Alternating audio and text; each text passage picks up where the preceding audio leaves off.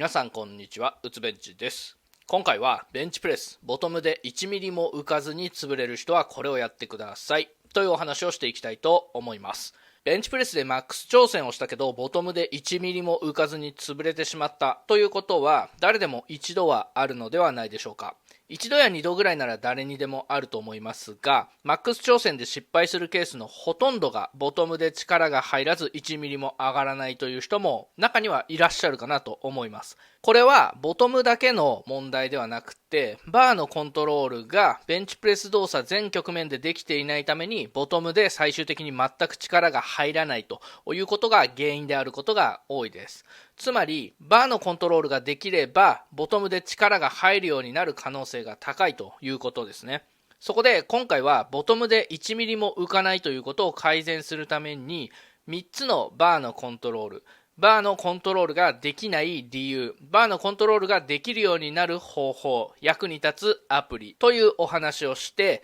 ボトムで1ミリも浮かずに潰れるということを改善していきたいと思います。ボトムでの切り返しがうまく、そして強くできるようになるとマックス更新の確率も大きく変わってきますので、ぜひ最後までご覧ください。このチャンネルではベンチプレスが強くなるための動画をいろいろと出していますので、気になる方はチャンネルに遊びに来てください。役に立ちそうだなと思ったらチャンネル登録をお願いします。うつベンチ LINE 公式アカウントでは無料や有料でメニュー作成やフォームチェック、お悩み相談もやっていますので、概要欄からお気軽に友達追加とメッセージください。3ヶ月以上継続していただいた方のマックス更新率は昨年実績で 90% 以上となっています。ブログでは YouTube 動画を記事にしたり、18号プログラムの計算ツールや RM 換算の計算ツール、フォーミュラ計算のツール、ダンベルとベンチプレスの換算ツールなどを置いていますので、ベンチプレス研究所と検索して遊びに来てください。それでは本題に入りましょう。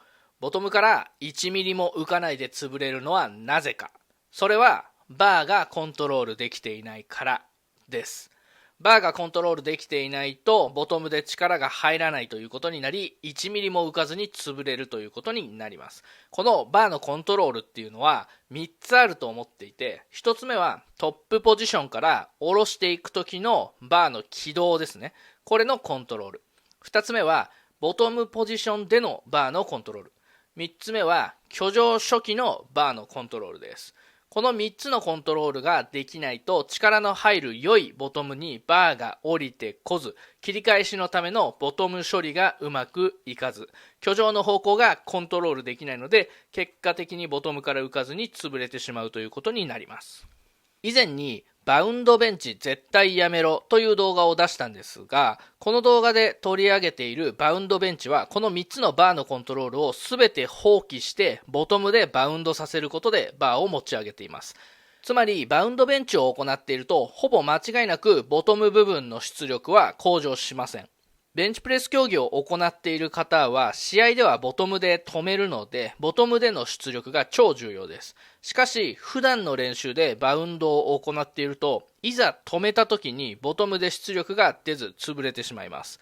ボディメイク目的でベンチプレスを行っている人は胸の種目として取り入れている方が多いと思いますが、バウンドをしてしまうと大胸筋に最も負荷がかかるボトム部分を省略していることになるので、重量は上がるようになったけど思ったより大胸筋が育たないということになりかねません。それ以外の目的の方に関してもバウンドベンチは肩関節の可動限界に近いボトム部分で重りが最大に加速するので肩を怪我する危険性が高いです。こういった理由からもまずは大前提としてバウンドベンチはやらないということを覚えておいてください。それではバウンドベンチ以外でバーのコントロールができない原因と改善方法を一つずつご説明します。まず一つ目のトップポジションから下ろしている時のバーの軌道のコントロールからお話をします。トップポジションから下ろしていく時のバーの軌道が安定しない原因としては、トップポジションが安定していない、下ろしのスピードが速すぎるということが挙げられます。トップポジションから下ろしていく時のバーの軌道をコントロールするためには、まずトップポジションが安定する必要があります。トップポジションというのはここではラックアップの受けとしましょう。ラックアップの受けというのはラックからバーを外してスタートポジションに持ってきた時、そこで止まる動きのことをラックアップの受けというふうに言います。レップを行っているときは上げ切った時の一番上ですね。ここをトップポジションとします。ラックアップの受けがフラフラしていたり、ブルブルしたりしていて、安定していない状態から下ろしてくると、毎回スタートポジションが違うということになるので、結果的に軌道が安定しません。当たり前ですよね。始める場所が違うので、毎回軌道というのはバラバラになります。なので、まずはこのトップポジションを安定させましょう。トップポジションを安定させるためにはどうしたらいいかというと、ラックアップを安定させなければいけません。ラックアップを安定させるためには、フォーム組を安定させなければいけません。つまり、フォームを組むところから間違っていると、ボトムでの出力は出ないということになります。全部つながってるんですよね。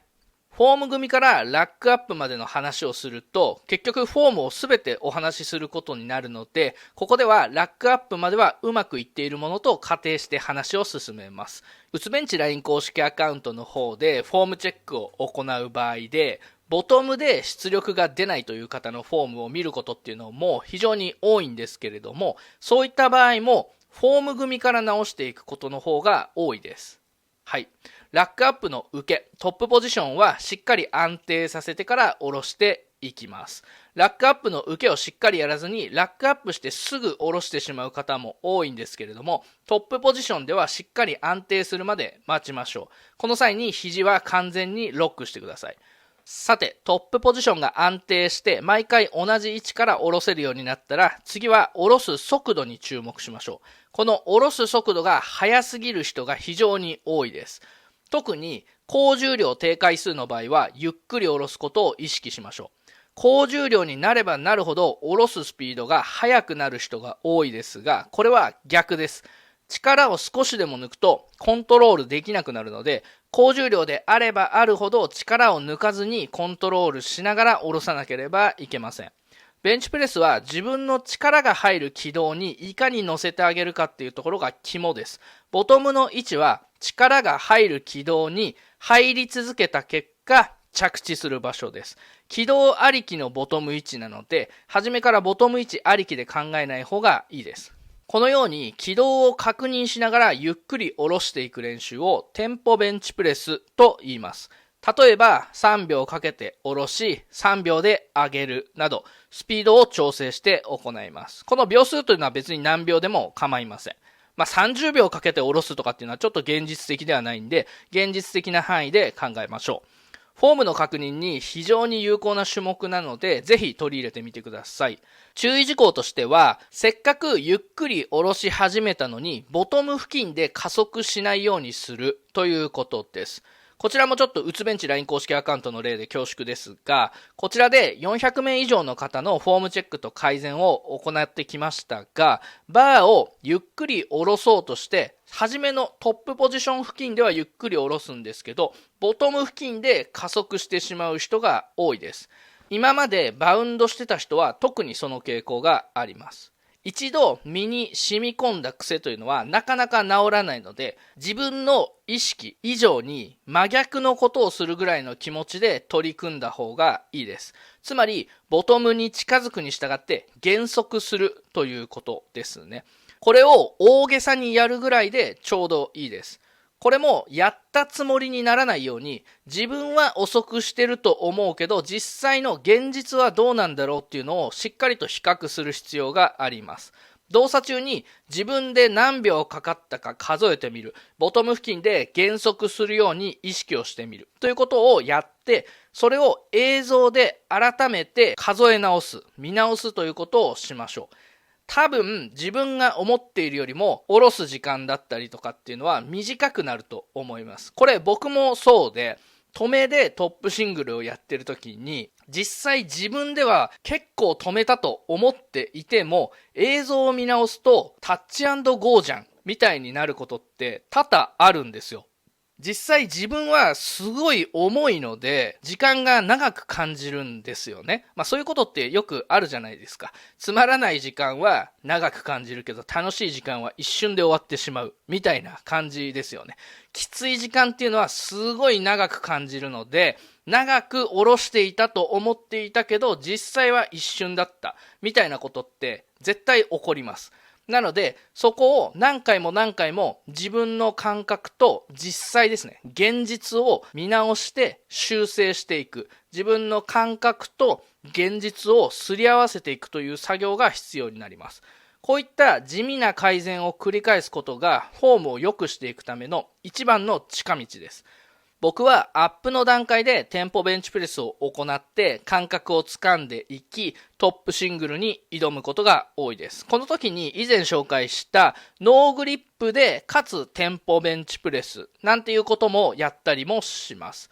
トップシングルの重量が比較的軽い時はトップシングルでテンポベンチプレスを行うこともあります。はい。まずはトップポジションを安定させて自分の力の入る軌道を確認しながらゆっくり下ろすというのが大事ですよというのが1個目ですね。次にボトムポジションでのバーのコントロールです。トップポジションからいい軌道でボトムまで下ろしてこれたと仮定します。そしたら次はボトムポジションでバーをコントロールしなければなりません。ボトムでバーがコントロールできているかどうかを判断するためには簡単なテストを行ってみてください。ボトムでバーを止めた時にバーがフラフラするとか体に沈んでしまう、こういった場合はバーをコントロールできていない可能性があります。これはベンチプレス競技を行っている方はもちろんですけれども、競技を行わない方もボトムの出力強化のために行った方がいいです。バーを体に沈ませるという方法はテクニックの一つとしてはもちろんありなんですけれども、沈ませないと止められないという場合は改善が必要です。では何をやって改善していくのかということですが、ポーズベンチです。これは想像つきますよね。アップ、トップシングル、セットなどでポーズベンチを行うことでボトムでのバーのコントロールを身につけていきます。ポーズベンチというのはボトムでピタッと止まる1秒とか2秒、3秒、何秒でもいいですけど、これも先ほどと同じように現実的に30秒とかっていうのはありえないと思うので、5秒ぐらいじゃないですかね、長くても。それぐらいの範囲で止めるというのをポーズベンチと言います。この時に注意するのはボトムでピタッと止める。つまりフラフラしないということですね。あとポンポンポンってちょっと跳ねたりとかしない。ピタッと止まる。もう写真のように止まる。あとはほんの少し胸に触れるぐらいで止める。これ沈ませないということです。フォームチェックで改善していく場合には服にほんの少し触れるぐらいで止めてくださいというふうにお伝えしたりしています。これができるようになると競技における試合形式の止めもそうでない場合のボトムのコントロールも安定します。ベンチプレスのトップ選手でボトムで沈ませている方がいるので沈ませるのもありでしょと思う方もいらっしゃると思いますが、トップ選手はできる上でやらない場合がほとんどで、できないのでやらないのとはわけが違います。どちらもできた上でどちらかを選択するというのはもちろんこれは技術的な話なのでいいと思いますが、優先的にできた方がいいのはほんの少し触れるぐらいで止める、つまり沈ませないという方です。理由としては根本的な出力を確保することとボトムでのバーのコントロールがしっかりできるようになるためです。ボトムで沈ませる方法は想像の通りボトムが少し深くなることと引き換えにボトムでの負荷が軽くなります。そして挙上の際に体幹と足の反動を使って上げるケースが多いです。こういった連動性を用いた上げ方は上級者になってさらに重い重量を上げるときに技術的に取り入れるのはもちろんプラスになるんですが、初心者から中級者までの間に取り入れると成長の妨げになるケースが多いと感じます。つまりバーがボトムでコントロールできなくなるケースが多いというふうに僕は思っています。最後にボトムからの挙上初期のバーのコントロールです。ここでは挙上初期の力を入れる方向のコントロールについてお話しします。挙上の方向に関してはいろいろな人によっていろいろな説明がされますが、元来た軌道、つまり下ろしの軌道と同じ軌道を元の位置に戻すのが基本です。つまりトップポジションからいい軌道に戻してきてそのままの方向に上げる。これが基本です。その人のバーの軌道やブリッジの高さによって見え方とか体感は様々なので、人によってはデクラインのように上げる、足側に上げる、真上に上げる、斜め上に上げるというふうに人によって全然言ってることが違うということが起こります。例えばブリッジがかなり高い人の主観的な目線でまっすぐ下ろしてまっすぐ上げているように本人は見えるバーの軌道でも、第三者から見るとものすごく斜めに下ろして斜めに上げているように見えるということがあると思います。これを第三者から見た目線だけでブリッジが低い人が行うと全然違うということになってしまいます。本人は体の面、もっと言うと肩甲骨の面に対してまっすぐ下ろして上げているんですが、第三者から見ると本人の体感とは全く違く見えるということの典型例ですね。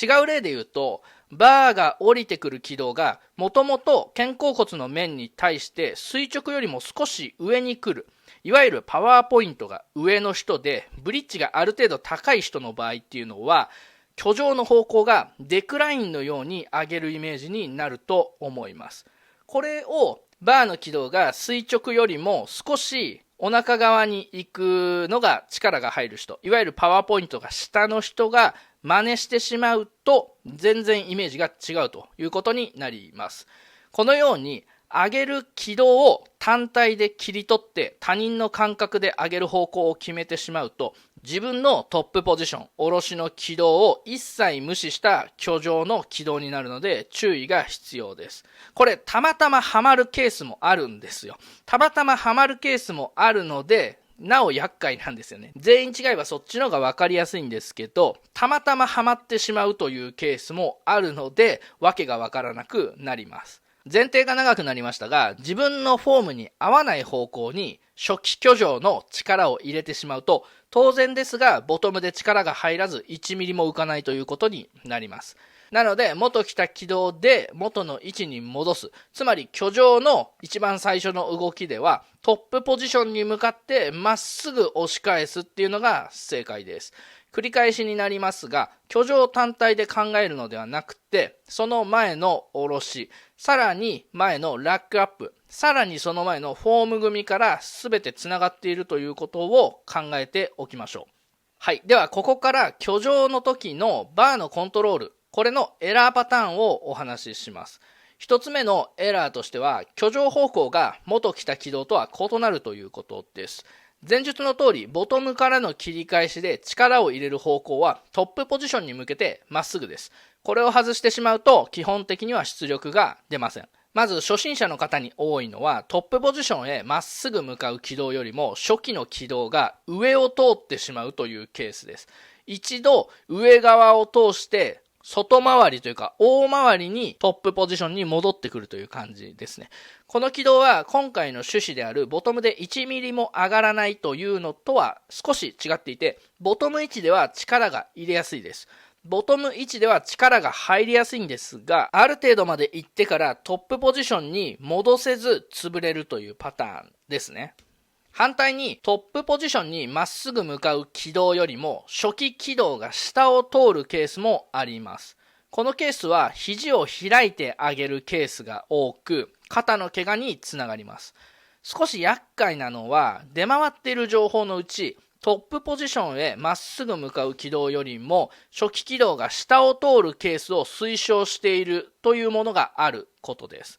こういったケースは論文を参照してトップリフターの軌道が下ろしの軌道よりも下を通っているということを挙げて、これが出力の出る軌道ですと紹介しています。しかしこれはおそらく解釈を間違っていて、下の軌道を通すからトップリフターは強いのではなくて、下の軌道を通してもバーがコントロールを失わず肩を怪我せず押せるからトップリフターであるというのが正しい解釈だと思います。この解釈を間違えて初心者から中級者がこの下を通す軌道を真似すると、居上時にバーが首側に流れてコントロールを失い潰れるか肩を怪我することになります。論文を参照する場合は論文の解釈が正しいか、実際に紹介している人が実践して成果を出しているかっていうところをしっかり確認してからの方がいいと思います。